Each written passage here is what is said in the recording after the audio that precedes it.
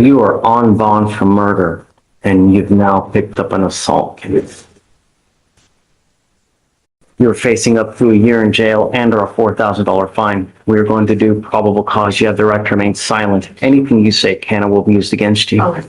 Thank you, Your Honor. On April 27th, 2025, in Harris County, Texas, officers were dispatched to a disturbance/unknown weapon call.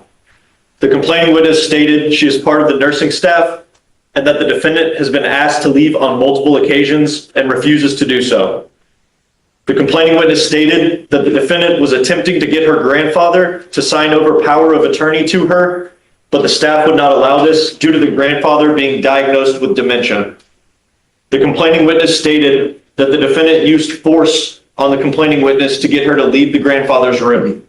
The complaining witness states that the defendant put her hands on the complaining witness's face and pushed it back. The defendant was positively identified by the complaining witness and her Texas ID number. You say that there was any pain? She pushed in the face. This is an assault, right? There has to be some kind of injury or pain. She did state that she felt pain in the dim summary. Okay. Ms. Taylor, I'm going to find that there's sufficient probable cause to go forward with the case. Now, you're saying there's a bond violation in this case? Yes, Judge, it's in the. Michael, have you seen this? And how did you already get appointed to this case? Your Honor, I was appointed sometime very recently on this case. I received a text. I don't know what day it was, but I received. It looks like it was the 29th, which was Tuesday. But how was he appointed a lawyer? I'm thinking when she was in the holdover. No. How is she, I mean, I don't understand. Well, regardless, I guess I'm glad that you're appointed because right now she's got bond violations. She was ordered by the magistrate. I wasn't aware of that, Judge. I'm sorry? I wasn't aware of a BVR in this case. I actually have another BVR today before the court. I know that, yeah, we got you. We'll deal with that one next, but you're on bond for murder. You were ordered by the magistrate to have a GPS monitor. You have violated those conditions. Unacceptable. I'm revoking your bond. She goes with you. No. Your Honor, if I may. Yeah. Your Honor, she just was released because I met her in the holdover earlier this week, and she could not have been out of jail more than a day, two at the most. Would the court allow her to leave right now to get the device? No. Did she not get the device? Judge, there was a conflict, that's why the DVR was submitted, felony, so the magistrate ordered bond conditions, but the curfew times were not aligning with the felony conditions. So what? I mean, you still have to abide by the conditions. I mean, what did they say the conditions were? I have the paperwork right there. I'm not asking you to say anything, Ms. Taylor. The only thing I want is I want my city protected. You're on bond for this serious case, and now you picked up an assault. I mean, you were ordered to have certain conditions. You must abide by these conditions. And, Your Honor? She received conditions of bond on April 28, 2025 that ordered a GPS device with a curfew of 7 p.m. to 7 a.m. On May 1st, she had an unapproved enter at 7:52 p.m. and then left again at 8:51 until basically 9 o'clock at night. Yes, Judge, and on the felony conditions, I'm looking at them right now, their curfew is from 12 a.m. to 6 a.m. So that's where it's conflicting. So the magistrate ordered from 7 p.m. to 7 a.m. and on felony, their curfew was 12 a.m. to 6 a.m. I mean, she still has to follow conditions, right? There may be conflicting, but you abide by the conditions and then you come to court and you ask to, do something or maybe make them align, but you just don't do whatever you want to do and think, okay, nothing's going to happen. You're on bond for 2 serious cases. Your Honor, if I may again. Sure. This is a brand new case. Could the court admonish her because the amount of time, I understand that. Michael, she's on bond for murder. She's lucky to even have a bond, and now she picks up an assault. She's ordered to have a curfew, and she's just doing whatever the hell she wants to do. In this case, Judge, that's before your court. This is a brand new case, and this is her first time having any issues while on your bond, Judge. Would the court be willing to allow her not to leave her home even for short periods of time? I don't know, Mikey. I don't know. Thanks, Coach, Your Honor. And my assumption is we're going to reach out to Melanie. My assumption is there's a DVR call for that too. So I don't know what the following her looks like, but. I don't know, Michael. I'm going to stew on it for a while. You want to talk about your other BVR? Or wait, hold on a second. Sorry, let me just finish with the arraignments. Give me 2 seconds and then we're almost done. No problem, Judge. Good morning, Mr. Randolph. Good morning. So you're charged with assault, causing bodily injury. You're facing up to a year in jail and or a $4,000 fine. We're going to do probable cause. You have the right to remain silent. Anything you say can or will be used against you. You have the right to have an attorney present. If you cannot, one will be appointed to you, sir. All right. The judge. Judge on. We're doing, here, there's no reason for you to be looking out there. We're going to do probable cause. We have to find out what happened with the case. Judge, on April 23rd, 2025, an officer was dispatched from an assault call and made contact with the complaining witness, and the defendant. The complaining witness stated that he saw the defendant talking to and following a witness, and the witness then started to run away and observed the defendant to chase after the witness. The complaining witness then got in between the defendant and the complaining witness, and the defendant then struck the complaining witness with a closed fist. The complaining witness said he felt pain, and they grabbed the defendant and they proceeded to grapple until security arrived.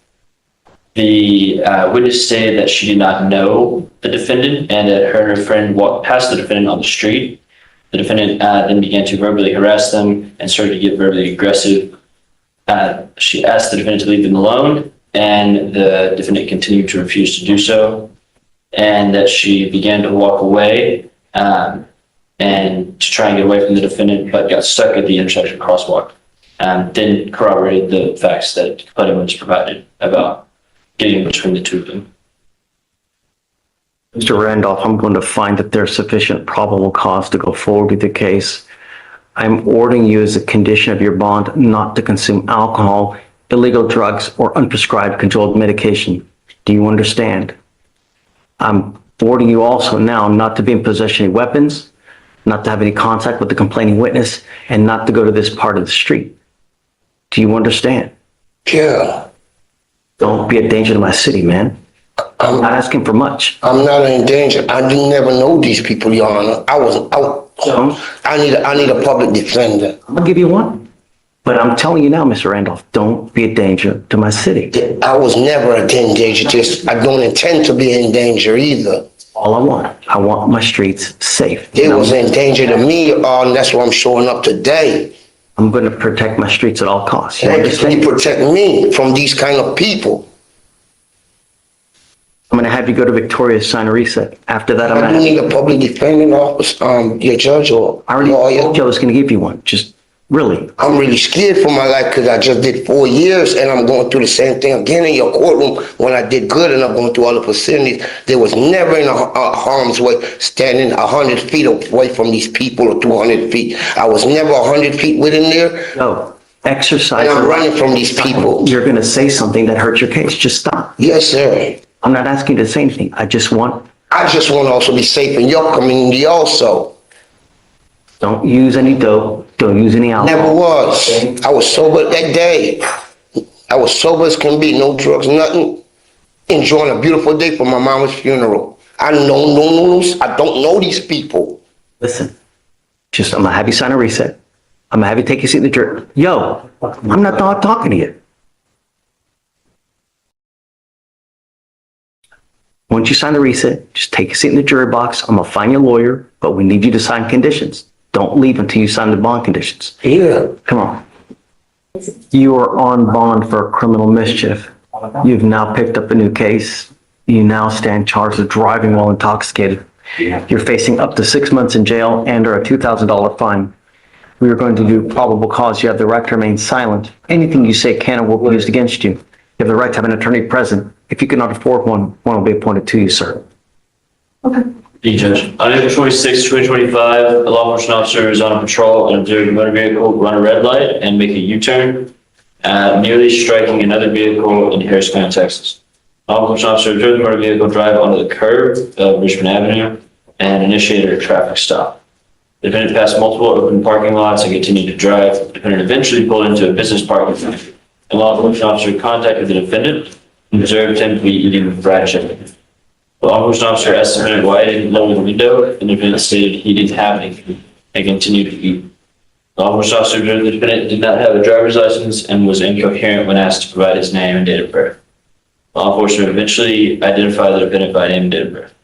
The defendant continued to state, "I don't have anything in question about his whereabouts," and standardized field sobriety tests were conducted.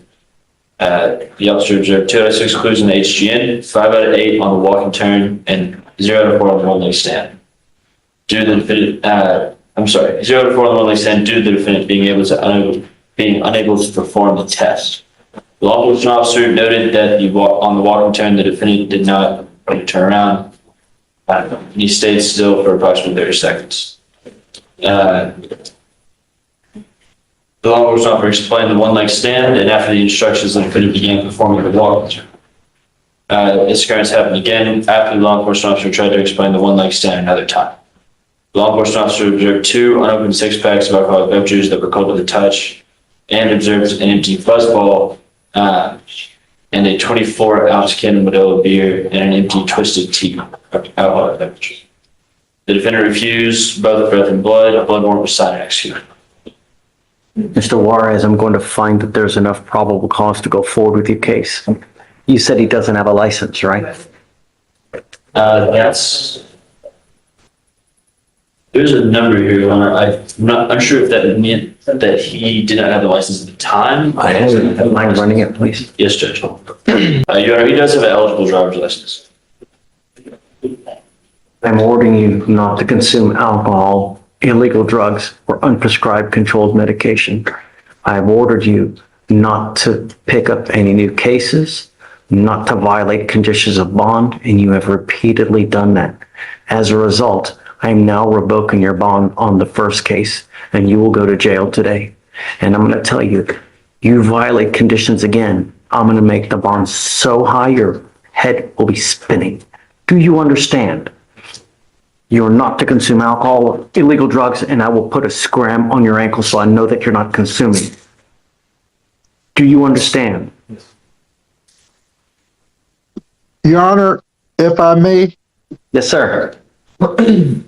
on the first case, the court previously was testing Mr. Juarez 2 times a week, and he was doing pretty good on that for an extended period of time. In lieu of revoking his bond, would the court consider going back to bi-weekly testing? No. He picked up a serious case. He has alcohol in the car. I mean, he's allegedly consuming while he's driving, you know? I would figure that it's damn elementary that you're not to have alcohol in the car while you are driving. And there are multiple open containers, cold to the touch. No, I have to show you that we mean business. And me letting you go again when you have multiple violations, it's not going to happen. You go to jail. I don't know what we're going to do when he bonds out, Michael, as far as testing now. I don't know. But I understand, Judge. I'm going to order him not to drive as well. I mean, he's got alcohol in the, no, it's not going to happen. Good morning. Judge, I'm approaching on Victor Jesus Rauda Lopez. And he's got a bond violation report, Your Honor. Page 10.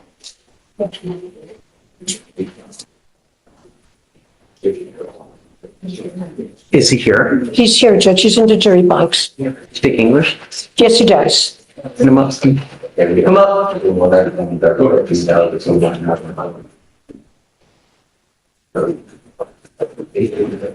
Answer yes or no, sir.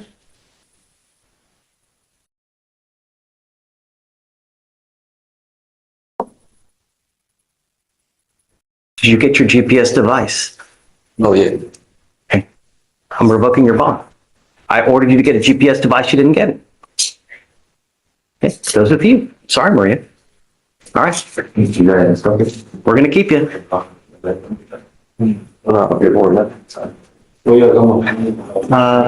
The bond right now is, oh God, it's 5,000 now. I already paid the half. 1,001. We'll just raise it to 1,001. 6,000. It's 5,000 now, Right. so I'll just do 6,001. Okay, Judge. 6,000. So if he bonds out. Yes, Judge. All right, good morning, Mr. Ayler. Sir, you're charged with driving while intoxicated. You're facing up to 6 months in jail and or a $2,000 fine. We're going to do probable cause. You have the right to remain silent. Anything you say can or will be used against you. It looks like you're also charged with unlawful carrying of a weapon. On that one, you're facing up to a year and or a $4,000 fine. Okay. Thank you, Your Honor. On April 27, 2025, in Harris County, Texas, a law enforcement officer observed a vehicle traveling 50 miles per hour in a 30 mile per hour zone via radar and failed to signal at a right turn. A traffic stop was initiated, and upon contact with the defendant, the law enforcement officer observed a handgun on the rear right passenger floorboard, unholstered and later confirmed to be loaded. Law enforcement officer observed glossy eyes, strong odor of alcoholic beverage, and slurred speech from the defendant. The defendant admitted to consuming 3 alcoholic beverages. Standard field sobriety tests were conducted.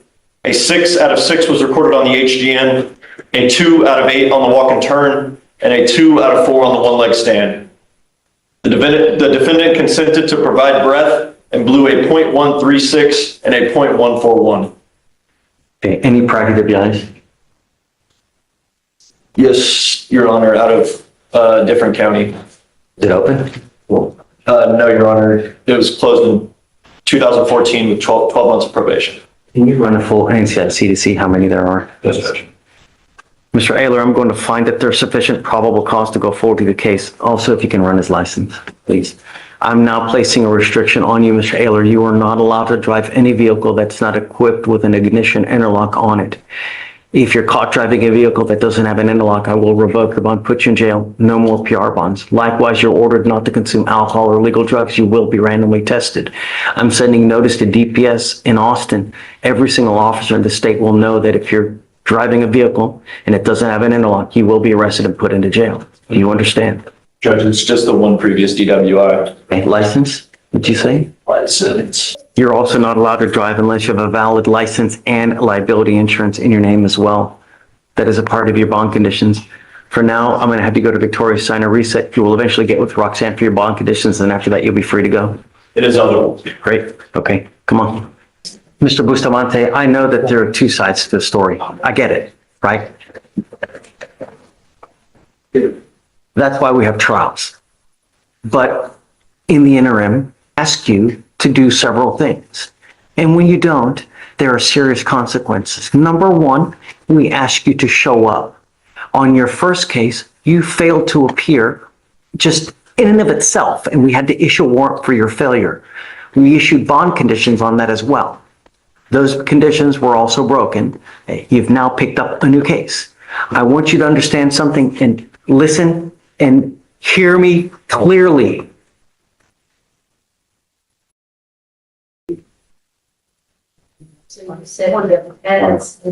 Mr. Bustamante, I want you to listen and I want you to hear me clearly, because what I'm doing now is I'm putting orders of protection on both of your cases. And if you violate these, You are looking at two more very serious violation of a protective order case. That, in and of itself, is the capital murder of misdemeanors. Do you understand? You violate conditions on that, I can have a hearing to hold you at no bond. I understand 100%, sir. Your Honor. The only thing Chaos erupts inside a Texas courtroom as defendants facing murder, assault, DWI, and bond violation charges are called out by a judge who refuses to tolerate excuses. From suspects accused of violent attacks and drunk driving to emotional breakdowns, repeated bond violations, and heated exchanges with attorneys, the courtroom becomes increasingly tense as the judge warns multiple defendants they could lose their freedom for good. With shocking accusations, dramatic confrontations, and powerful reality checks, this intense hearing shows what happens when people on bond keep pushing the limits of the law.